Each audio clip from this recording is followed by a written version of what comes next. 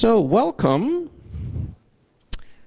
This is about hypervisors and virtualization. Complicated word. They are everywhere. I mean, hypervisors are very useful for reverse engineering if you want to take a peek at applications or data that they are trying to hide. On the other hand, if you have data to hide, you don't want the hypervisor to snoop at you. So how do you detect that? To talk about that, we have Thomas Tuzel? Yeah, probably right. With Who Watches the Watcher, detecting hypervisor introspection from unprivileged guest. Welcome, Thomas. Thanks.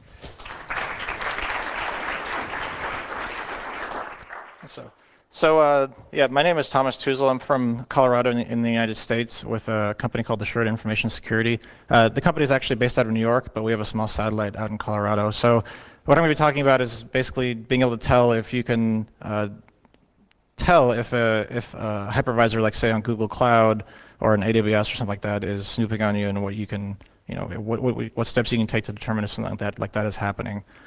So, a lot of organizations are going to the cloud because it's for a lot of simple reasons that it makes it easier to scale and manage. It's cheaper. You don't need to have as many IT people on staff when you have something like this. But the consequence of that is that it's no longer your system, right? It's not your hardware. It's not sitting in your data center, that sort of thing. So, with that being said, you have a hypervisor that's doing all this for you that can do basically whatever it wants, right? There's not a whole lot of restrictions on what it can do to you. There's not really much that it leaves behind to tell you that it did something. And that sort of puts organizations in a funny position because you have all your sensitive data. A compromise that happens to you can be extraordinarily expensive. Anybody who's ever dealt with one or had one happen to them knows that just the postage alone can be millions and millions of euros or dollars or whatever your currency is going to be. So this is not really anything new, right? This has been known for a while. There's been other work that's been done for this, but it's mostly focused on hardware software artifacting, so usually something is left behind. That has a lot to do with a specific version of a hypervisor. So you pick your hypervisor, something is left behind because of that specific version, then it changes in the next version, something different. So and that's also an issue because you're looking at what previously happened as opposed to detecting that something's happening in the immediate moment. So we were interested in this and the fact that, when a hypervisor is doing something, it's not entirely invisible that something's going on. There are impacts when a hypervisor is trying to provide you an environment that is similar to a real hardware instance and needs to manage other guests. And that's going to affect execution time. It's going to affect what your cache looks like and that sort of thing. So we can use that to our advantage. So we wanted to set out to show that we can detect that something's happening in a live environment, that it's happening in this very moment. So we had two major components to a project that we undertook. We designed a test framework, which would basically be a hypervisor that's doing this introspection, being this evil hypervisor against a guest instance that's running on the hypervisor itself. And we created a module that sits on the guest instance that we launched, which doesn't have any special privileges. It's just a basic Linux guest instance. And we wanted to be able to show that we can just detect what's going on from there. So for the test framework, we used Zen project, and I want to emphasize up front that the detection techniques we're using are not confined to Zen. It's just a matter of being tied to the specific processor in Intel. And we made some modifications to it. So we took Zen because it's open source. We can add whatever we need to it. So we added in hypercalls, and a hypercall is basically to a hypervisor what a system call is to your core system. And we added some support for VM exiting for instructions, which I'll talk about what all that is in a moment. But not everything we wanted to measure was available in the Zen project source code, so we added that in as well. Now we also added in several different sensors to the monitoring module, which again will sit on the specific guest. Those are instruction intercession sensors, so those are going to detect when something's going on with a specific instruction that you're running. We wanted to test active memory intercession, so basically every time you access memory, can we detect whether something is jumping in there and interceding on your access. We also wanted to test passive memory intercession, so that's accessing something from outside of a specific guest instance. So that's not jumping in whenever memory access is happening, it's just maintaining continuous access from outside of that guest by mapping it in externally. We also toyed around with non-temporal access sensors, which it's a mouthful, but basically that just means that those are things that don't cache, right? So they bypass the cache, which is important for some of the techniques we're using. All right, so a hypervisor has two main types. There's a type 1 and a type 2. We're specifically interested in the type 1 hypervisor. A type 1 hypervisor is sitting directly on the hardware, so when you boot, you jump right into the hypervisor. A type 2 hypervisor sits on the host OS. So if you think about VirtualBox, for example, you have Windows running or something like that, and you install VirtualBox on there, then from there you can create a Windows machine or a Linux machine or something like that. Again, we're interested in type 1. So I mentioned VM exits earlier. There's also a corresponding VM entry, but a virtual machine exit is basically what happens when the VMM, aka the hypervisor, needs to take control of your it needs to take control back from the guest. So, again, you have a hypervisor that's letting a guest have control, then another guest have control, but it needs to retain control for itself. So whenever and to do whatever it needs to do for management. So it'll pause the guest doing your VM exit, do whatever it needs to, then it can return control during a VM entry. Whenever that happens, there's a decent amount of work that needs to be done. It needs to store the status of a guest in what's called the VMCS. It needs to save it off into memory, and then do whatever it needs to do during its exit. So that incurs a pretty decent amount of overhead, and we can use that to our advantage to measure if something's going on. So in order to measure this, there's a few different types of timing methods that we can use. The first one is a timestamp counter, which is a clock cycle resolution timer. That's very common across hardware. There's also a high precision event timer, which used to be called a multimedia timer. As you can guess, it used to time multimedia. They changed the name because it was confusing before. And there are thread racing techniques, so that's just using multi-threads running at the same time and measuring disparity between the two. Now, keep in mind throughout all this that modern operating systems use a lot of hardware accelerated paging. When it comes to virtual machine introspection, there's not really hardware acceleration available necessarily. A lot of that needs to be handled in the software, so there's latency that's incurred from that as well. We're also going to be using a library called libvmi. Libvmi is open source. It's available on GitHub, and it was developed by someone who actually works for us now, although this was developed outside of the company.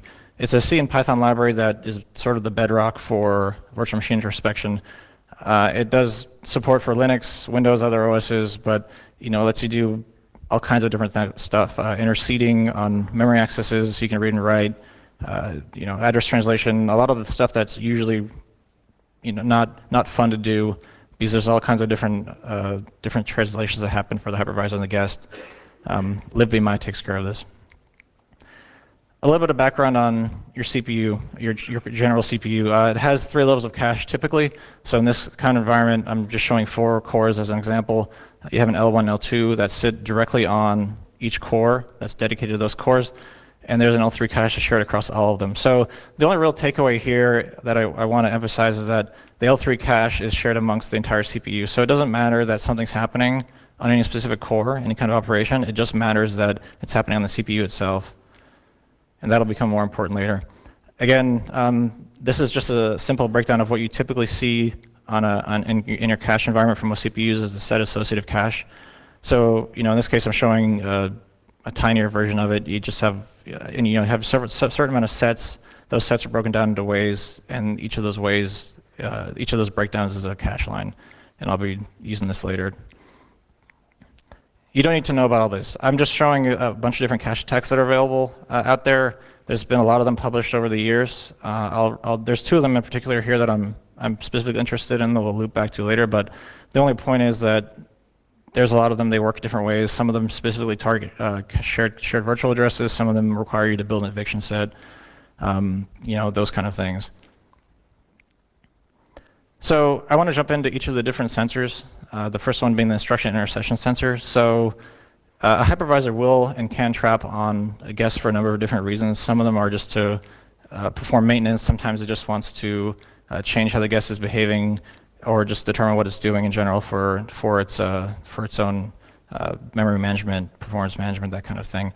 So we can use that timing. We can determine how much work is being done whenever the hypervisor traps to do something. Sometimes the hypervisor will trap no matter what, and sometimes it'll trap only in specific situations. So For example, CPU ID is one instruction where the hypervisor always has to trap. You can probably guess what CPU ID does. It identifies the CPU. It'll return back information of what the CPU is supposed to look like to the guest. So if a guest runs CPU ID, it doesn't actually get to tell it shouldn't actually be able to see what the real hardware is running on the machine. It's supposed to see what the hypervisor says your resources are. So it's going to trap every single time, fill in its information, then return back. Move to CR3 is something that's going to be just conditional, whenever the right conditions apply. So we're going to perform measurement with two different techniques here. I mentioned earlier the HPET. So we're going to be using this because the HPET is used for a lot of multimedia timing, including graphics, audio and video, and that sort of thing. So if the hypervisor was to toy around with the HPET, it would be noticeable because your audio would be skipping, your video would be skipping, your graphics would be skipping. It would be kind of obvious that something suspicious is going on. We're also going to be using thread racing, so that's in a case where you have two threads. We're going to run one that has NOPs because NOPs are cheap and easy and fast to run. And we can check the number of executions that happen on a NOP thread, and then run the instruction of interest on a second thread and see how many NOPs happen after we run our instructions. So we can use these two things, correlate them together, and make sure our values are corresponding. So active memory intercession. There are ways to cause a trap back to the hypervisor for specific portions of memory. So you can do that by causing a permission violation. So let's say you have a page and you want to, you're the hypervisor and you want to trap on that page. You can mark it to have some sort of different permissions than what should normally be there. So let's say you want to trap on a read. You can tell it to only be able to do execute and execute, for example. And then whenever the guest tries to read that page, it'll trap back to the hypervisor. So that would be an EPT violation, and we can do these kind of things to cause a VM exit, right? Which again will cause a pretty substantial overhead, but we can measure that access to see if a hypervisor is doing something like that. So this part, hopefully you can read that. It looks like you can. You don't need to know all this to understand what a lot of the background is here, but I just wanted to get it a bit deeper into how this works on a lower level when the memory intercession happens. But terminology, in particular, DOM-U is just your basic guest. DOM-0 is a privileged domain, so when you install the hypervisor on your box, when you boot it up, it goes into a privileged domain called DOM-0, and that's where you can control everything from. So in this case, again, DOM-0 is just our simple guest. So when you're doing active memory intercession that you want it via libvmi from DOM-0, DOM-0 is going to get the directory table base or a process ID from DOM-U, and then it's going to either walk through the process list or it's going to obtain the physical address by walking through the guest page table, which it maintains in a cache. So there's a bunch of different caches that libvmi maintains for you, just to make your life easier. And so then it'll ask Zen to update the page permissions to cause the violation, which again will cause a VM exit. Zen will go in and look up the guest page frame number or the machine frame number, and it'll map that page into the DOM-0's address space, and it'll update it automatically, so you don't need to do anything. So that was active. Now for passive, if you want to be stealthier, like I mentioned before, you can map things in outside of the guest instance, so that you can't just measure a timing whenever something's happening. So you can the hypervisor can and so keep in mind there's a whole bunch of different address translations that are happening here, and there's a guest virtual, the guest physical, the host physical, all kinds of different stuff. But again, we can't use simple timing methods for this, like I mentioned before. So we can use a cache attack that in a defensive way to measure this. So we can basically time the memory line. So remember all the different cache attacks I mentioned before. There's one in particular called flush reload, which we're going to be using because it just lets you target a shared virtual address. So what it basically does is that you can flush a specific memory line from a cache, because again, when you access memory, it's almost always going to be in the cache with some exceptions. So you can flush the memory line, you can wait for some period of time, and then try to reload that memory. If the memory is already there, something's accessing it, and therefore it's not going to take as long to reload it because it's already there, so you're going to get a quick return back. If it takes longer, then that means it's not there, which it shouldn't be in a normal environment because you just flushed it. So a decrease in timing would be indicative that something's going on.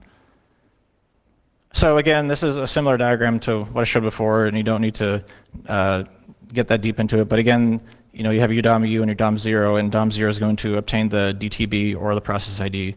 It's going to go through the process list or walk through the guest page table and request that Zen perform a memory map by passing in the guest page frame number, and then Zen's going to go and grab the guest page frame number and the machine frame number, and then map that area back into DOM 0's address space. So again, libvmi will maintains all this stuff for you. It will update things as needed.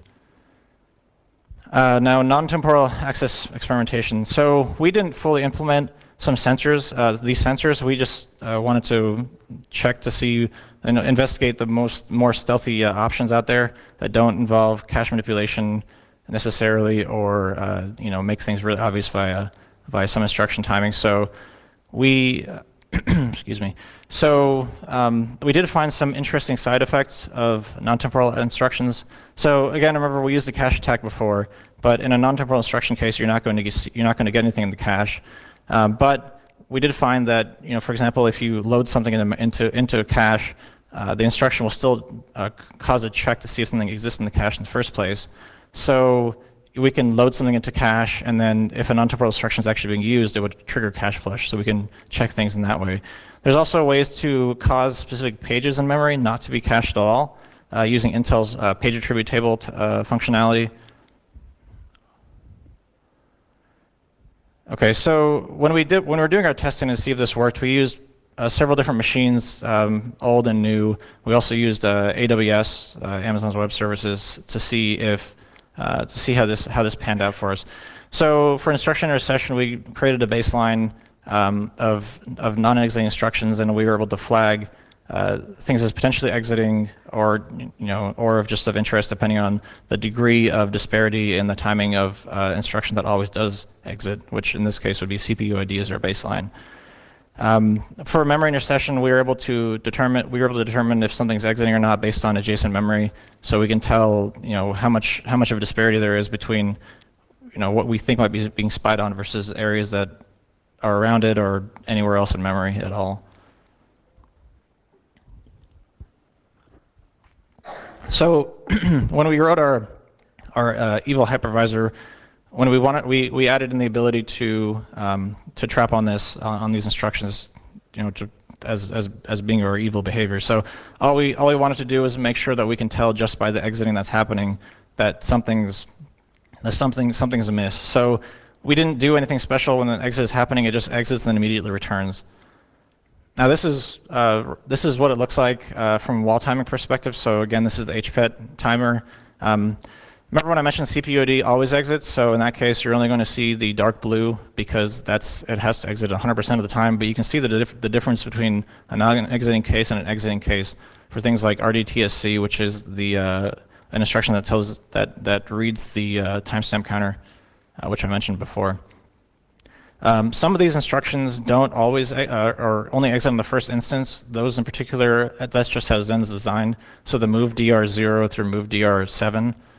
Those instructions, you can see there's not much of a difference there. It's because Zen is coded to only trap on the first instance and let it go. Some of them are only non-exiting unless you do a ton of work, which since we're just trying to show a proof of concept here, we didn't implement those. But again, it's not just CPU ID that can only exit. There's also WR, MSR, that kind of thing, which is a writing instruction to the machine, to the MSRs. So this is the same instructions being tested with the thread racing technique. So you can see there's a pretty decent similarity between the two. I'm going to jump between the two, and you can kind of see they line up pretty well. So both techniques are pretty well correlated. Here's some more results. I put on a different plot because they're log scale. So these ones just take way more time to the point where you wouldn't be able to tell the other instructions are exiting at all because they take so much longer to run. And this is the instruction timing case for the other one. So jumping between the two, you can see there's a decent similarity. The move instructions on there are actually being tested for how long for a memory access is being trapped. So it's not exactly the same thing. I just wanted to put them together so that we can minimize the amount of charts I'm showing you. So it should be pretty obvious that a hypervisor that's behaving appropriately wouldn't be trapping instructions all the time, right? It takes extraordinary amounts of time to do an exit to do something to your instructions that you're trying to run. So active memory intercession, these are different pages, and you can probably guess which one's being trapped on here. This is log scale. So on the 4th page, we just cause a page violation, which causes a trap. So you can see it's extremely evident that something's going on in this specific case. So again, a hypervisor that was behaving appropriately would not be doing this because you would have a very, very slow system. So this is the passive memory interaction. So remember when I was talking about the flush reload, the cache attack? In this case, we're using the timestamp counter, which is a clock speed resolution, a cycle time resolution timer. And the specific area that's being monitored right here is at memory offset 80. So we can monitor this at the resolution of a cache line, and you can see that around that specific area that we're monitoring, it's kind of like a sinkhole design. The reason that that's happening is because there's a prefetcher that's predicting that we're going to be interested in memory that's in the surrounding area. In this case, it's actually wrong. We only care about that one address, but kudos to Intel for trying. But that's kind of what you should expect to see in this kind of environment where a passive mapping is happening. So it's pretty, in this case, the takeaway is that there's going to be cache artifacting due to this kind of mapping if a hypervisor is doing this. So this was an initial look into this kind of work. There's various other things we can do to make this something like this more robust, including continuous detection environments instead of saying like we're going to monitor this instruction, then monitor this memory address and that kind of thing. More robust classification, that kind of thing would be really nice, as well as a response strategy to show when what to do when introspection is happening. So do you smash everything and run away? Then whoever's spying on you is going to know that something's going on, or do you play along for a while? All good questions to be asked. Now, something to emphasize here is that in order to do this, we're using HVM, which is a hardware virtualization environment that uses virtualization extensions, VTX. There are other guest modes. So this is what you configure whenever you launch a guest, right? You can do PV or HVM or PVH.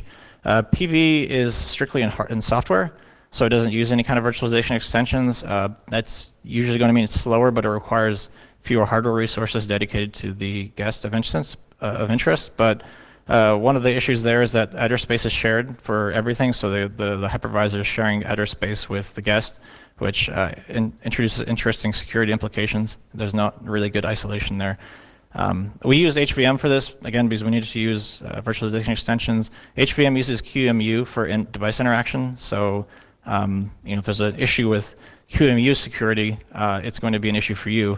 PVH is a new guest mode that's been in recent development. That uses VTD, which I'll talk about in the next slide. But that at least avoids the use of QEMU. Now, VTD basically provides IOMMU for your guest. So a device can use IOMMU to store data in main memory, sort of like and do virtual and have its own virtual address translation happening to physical memory on your main memory, similar to how a CPU can do virtual address translation with its MMU to physical memory. But this allows a guest to directly interface with main memory, and so that introduces an interesting security implication there, because if you have an evil device, it can interact with main memory, maybe manipulate your memory in ways you don't expect, that sort of thing. I'm not saying this is actually happening. It would just be interesting to see someone find this, which wouldn't surprise me at all. Now, I want to jump into a bunch of different technologies that will affect a lot of this introspection. There's a lot of them. It's a fast-moving field. So one of them is virtualization exceptions. So we were talking earlier about using a VM exit to manipulate memory access. And that takes a long time, but there are other ways to retain faster memory access if you wanted to manipulate memory that's being used. You can use what's called the virtualization exception. So for anyone who's versed in, say, Python, if you have an exception happening, something's happening in your execution, exception happens, then there's some handling in the exception handler. You can do the same kind of thing for a guest. Now the consequence of this is that the guest has to be able to see that there's exceptions in memory, so it needs to be able to see that this is going to happen to it. Now, someone who's using this technique instead of doing a VM exit also needs to hope that their guest doesn't check this. But this would be substantially faster and to be substantially more difficult to detect because it's probably about 10 times faster to do an exception than it is to do a VM exit because there's no world switch. There's also different types of cache attacks. So I was talking about flush reload before. There was a new cache attack which, strictly speaking, isn't actually necessarily a cache attack if you really want to be particular about your terminology, but this was introduced I think last year at Usenix. It's called prime abort, and it uses a technology in Intel chipsets called TSX, which is a transactional memory. So basically what you can do instead of having to do cache timing techniques is you can set up a hardware callback which basically says whenever this memory gets accessed, cause an abort and give me control back. So you can set a lot of these, and you can basically just set it and forget it instead of having to continuously time anything. You say, give me this memory, whenever something happens, then it just gives you an abort back, and you can do whatever you want. So this is a really interesting way to detect whether or not your memory is being manipulated when you don't want it to be. It was just something that came out that would probably be a good improvement to using flush reload using this instead of flush reload. So another technology that's still in development but on the horizon is subpage permissions. So this, remember earlier when I was talking about trapping and causing violations, those require you to trap the entire page. So your typical page is going to be 4,096 bytes. But Intel is introducing subpage permissions which will let you mark subpages with specific different types of memory access to trap just those small pieces. So before we were checking this page, then this page, then this page, then this page. Whereas if in this case, if you had subpage permissions, you could have 128 byte pages, which would be 32 of those per page. So that would take us a lot longer to check because you have to check 32 times as many. Excuse me. So another technology that would be that's interesting to use for protecting your processes from a cache in the cache would be Intel's cache allocation technology. Now this is only going to be available for high-end Xeons, so your laptop's not going to run this unless you happen to have a very expensive Xeon laptop, which I'm not really sure anyone does. But this allows you to protect specific areas of your cache and bind them to a specific process. So you can go in and say, this process is bound to this area, this process is bound to this area, this process is bound to this area. This is typically used for performance reasons, not for security reasons. But it's an interesting technique that could be used. Now, this doesn't actually prove to the guest that there's no way to have attestation to prove that you're actually locking your process to a specific part of memory that nothing else can manipulate, because except you can attack yourself, but the hypervisor could disable this and re-enable it whenever it wants to. Another thing that would affect a lot of these, a lot of the hypervisor introspection detection would be 5-level paging. So there's different. This is for the longest time we had 4-level paging, at least on Linux, and so what you're seeing in the diagram there is 4-level paging. But basically, eventually, everyone needs to have more memory at some point. So there are some people that have more memory than that. Not me, but a lot of some cloud providers do. So when you have more address space available to you, it makes it easier to build an eviction set for your cache. Because you have more options for addresses you can pick to build an eviction set. So when this becomes more mainstream, it's going to make it easier to build cache eviction sets.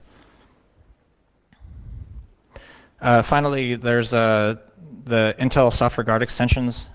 This is a way to do proper isolation of areas of interest in memory for whatever you want. You can have untrusted components isolated from trusted components.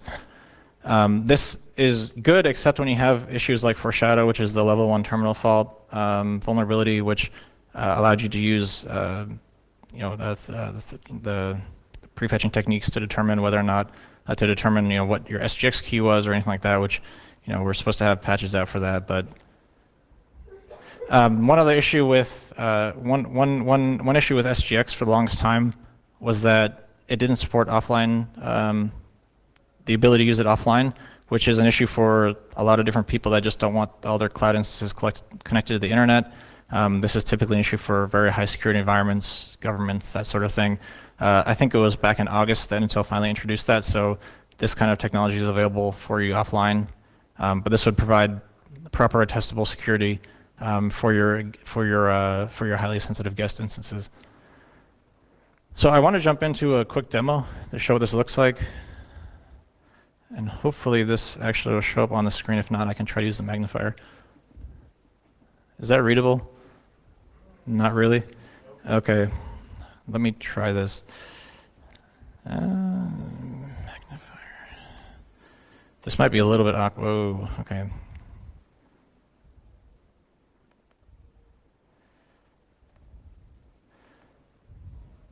Okay, so there's actually subtitles down here, but since I need to zoom around, I'm not really sure.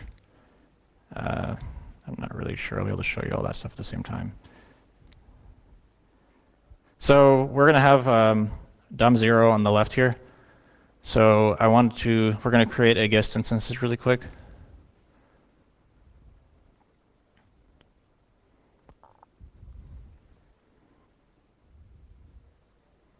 So this is just creating it and jumping straight into the console. So we're booting Ubuntu at this point.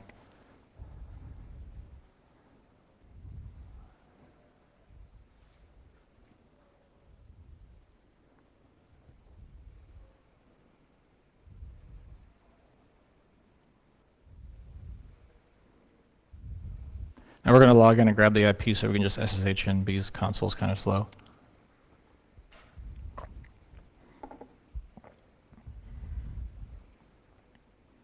All right.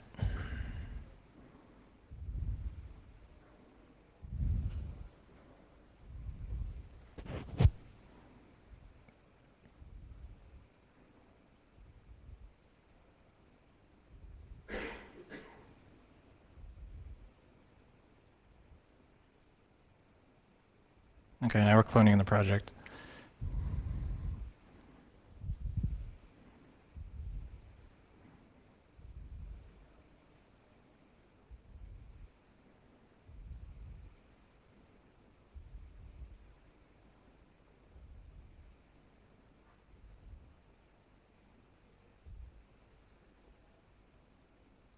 All right, it's been built.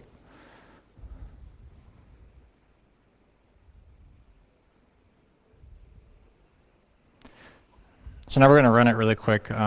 We have a script that runs the kernel module, and it's going to run timing without us doing anything special, just to see what the baseline looks like. So in this case, you can see all the different instructions that we have here. They're just showing wall timing on one side, which is the HPET. The other side is the thread racing, so that's what the NOP time average shows. And then you have the probable exit all the way over, which is showing what is likely to be exiting versus not likely to be exiting, so or in things that are suspicious. In the 0 case down at the bottom, those are not being tested right now because we either don't have them enabled or the feature is not supported. So like RD seed down there is not supported by this processor.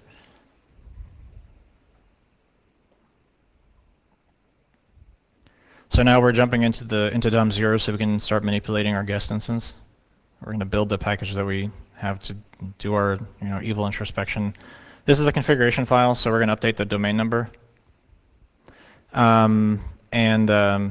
These enable or disable exiting. So there's our domain, Ubuntu.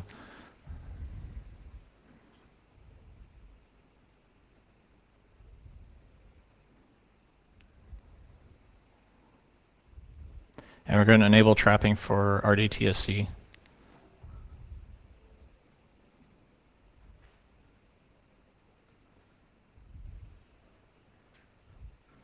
Okay, so we just enabled that. Already using the octal. Yep. And that subtitle got in the way. But you can now see that there's a much higher timing jump between the two.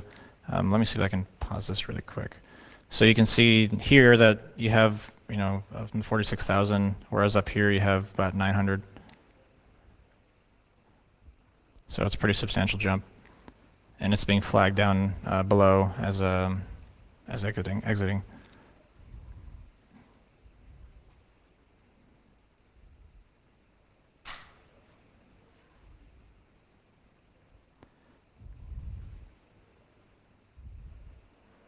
So now we're going to make a RD-rand exit instead, which is an instruction that's used for cryptography. And we just ran that again. So let me see here. It's hard for me to navigate my own video. Okay, so you can see RD-rand is now jumping up a lot, and you can see up here at the top where the mouse is about to highlight that it used to be 11,000, now it's 45,000, so it's a pretty sizable jump.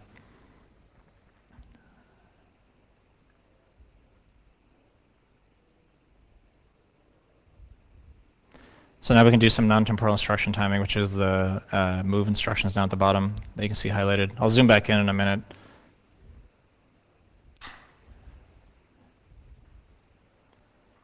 So you can see we're measuring them before, and the memory access is pretty fast.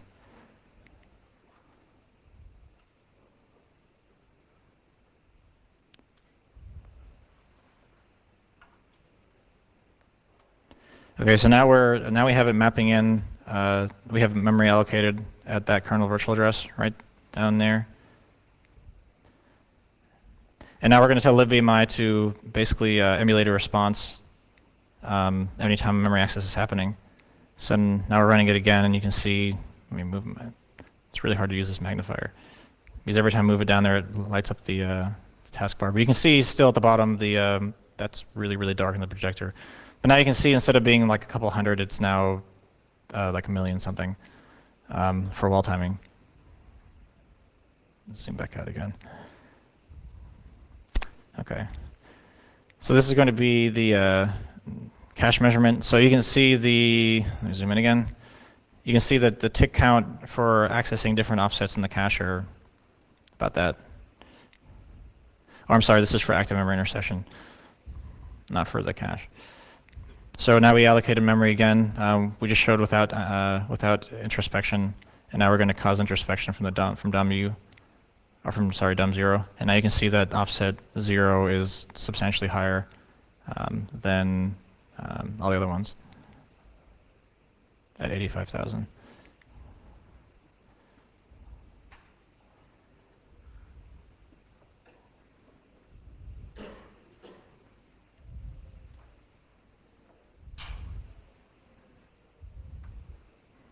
So we're going to do cache timing now. This is the passive mapping.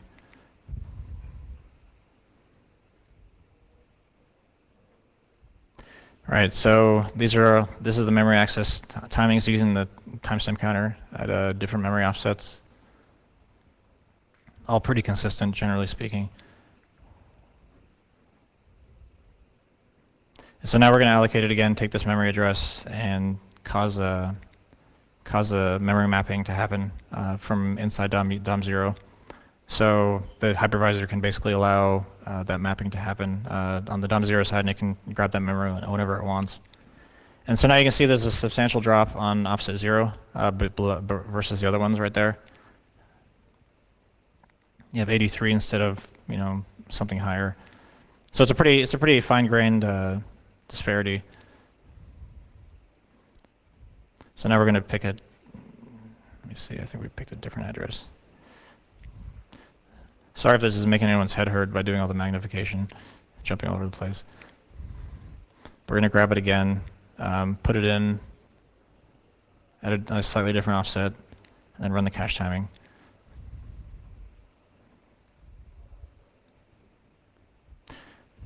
So again, you can see at offset 80 now, that's the lowest value. It's very close to 100. Doing a timing technique like this is going to leave a little bit of noise, so it requires some more checking to make sure that you're actually seeing what you want to see. Like I mentioned before, the prime abort technique would probably be a lot nicer in the future to make things more clear that something's happening to your memory.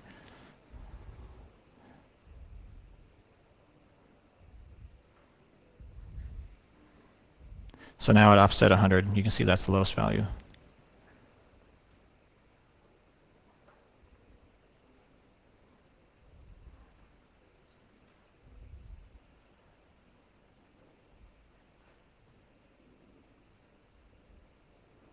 The rest of it is just outputting to a CSV. We just made that so you can have, it's easier to have analyze this stuff if anyone wants to create a set of data for them. I'll exit out of this now, and I can turn off the magnification.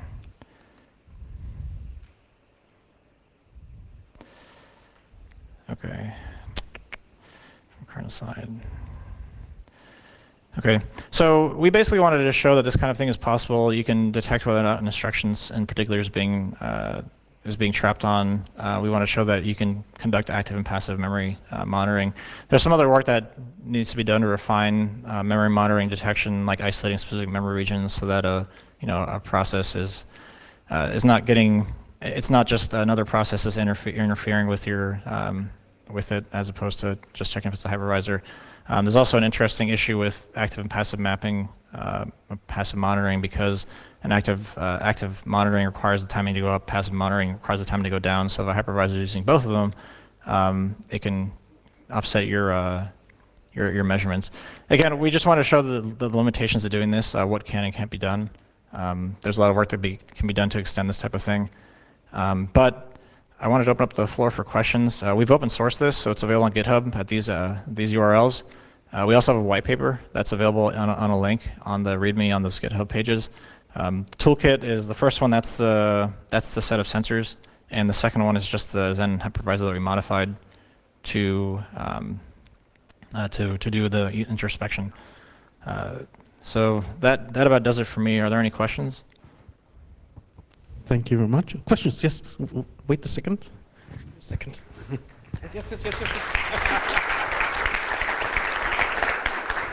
There's always time for applause. Hey, thank you very much. That was excellent. I'm glad that you mentioned L1 terminal fault, also known as foreshadow. We're sort of coming out of a year of hardware-based vulnerabilities where all of the major hypervisors, as well as the hardware manufacturers, have had to make sort of drastic changes to the way that memory managers, that timing, timers and things like that work. And I imagine your research here took probably longer than a year. Have you seen any sort of drastic changes in the efficacy of what you're doing here, thanks to some of those changes fundamental to the hypervisor over the last year? So you're asking in particular about whether or not like the security mitigations of L1TF have affected this? Yes. Yeah. Well, not just L1TF, but all of them, because we're up to about half a dozen now, and lots of changes have happened, like core scheduler and things like that in hypervisors. I don't think anything here should be affected by that, just because like L1TF, for example, they basically just turned off hyperthreading. But if we can, we're just interested in like what's happening in the specific cache, and that hasn't been blocked by anything that hyperthreading, disabling hyperthreading has stopped. So not in particular. I mean, I guess there might be there's more people watching the features that Intel's sticking in now, because every time Intel puts in a new feature, there's a new vulnerability. So right, so I was talking about, I shouldn't say that's not actually necessarily true, but in jest, right? But for example, I was mentioning primer board. You need to use TSX for that, which by the way I didn't mention during the talk, but TSX is a different way to do. You basically instead of having a critical region when you're executing. TSX, which blocks all the other threads from working, TSX lets you just run multiple threads, and then if there's an interference that causes something to trip up the other thread, it just stops and rolls back execution to where it was. Now that kind of thing probably has more eyes on it now, and if they, for example, were to just disable TSX, you wouldn't be able to use that technique, which I think would be great, which I think is a great way to detect whether or not a hypervisor is introspecting on you. But I haven't actually seen any of the mitigations so far affect any of this work in particular.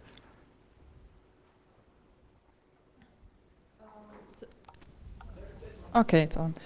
So you work based on the assumption that the hypervisor sits directly on the hardware. So how is it when you have an operating system in between?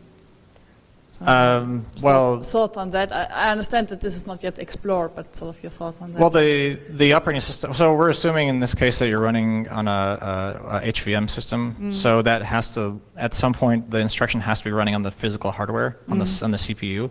So in that case, it's relevant what level of abstraction there is. It's eventually going to be running on the specific hardware.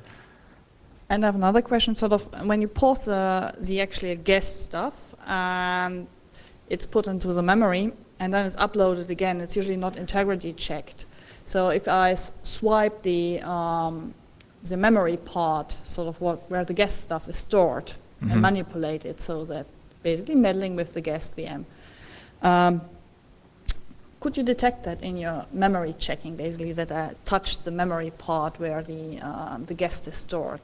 So you're talking about if you had pulled the entire guest memory, everything? Yeah, I pause it. I completely pause the virtual machine, and it's written into the memory. Yeah. And when it's uploaded again, then instantiated again, it's usually not integrity checked, except if you bind it to TPM, which is usually not done commercially. So would you detect that? I mean, that's sort of quite speculative question. I'm having a hard time visualizing it, so I may have to think about it and get back to you after the talk. Yeah, but that's fine. I don't know. I'm trying to think about it all in my head right now. that's So it's okay. having a hard time visualizing it. Get him a coffee afterwards and Oh, I'm to still talk us through. jet lagged. It's some hour for me in the morning right now. 4:47 a.m. Okay, hello, I'm Marcel. All these tests are based on timing of the instructions. How difficult would it be for a hypervisor to spoof the timing measures? So they can and they do routinely. So like the timestamp counter, for example, has to be changed a lot because the hypervisor is pausing the guests and returning back. But if it was trying to do that to the multimedia timer, you would see skipping of audio and video and that kind of thing. So it'd be a hard time. It would have a hard time doing that in that kind of case. So you can spoof it, but a user that's not noticing something's wrong would probably just not be paying attention. But if you're running like a video side by side or just anything, any kind of animation, you would notice something's going on. Since we're using HPET to verify this stuff. For some of the timing techniques, like the cache timing technique, where you are using the TSC, which is manipulated frequently, but we can use the HPET to time the TSC and then verify the TSC is okay before we use it for our own timing purposes. Any further questions? If not, I would say thank you very much, Thomas, and please give him another very warm round of applause. Thank you.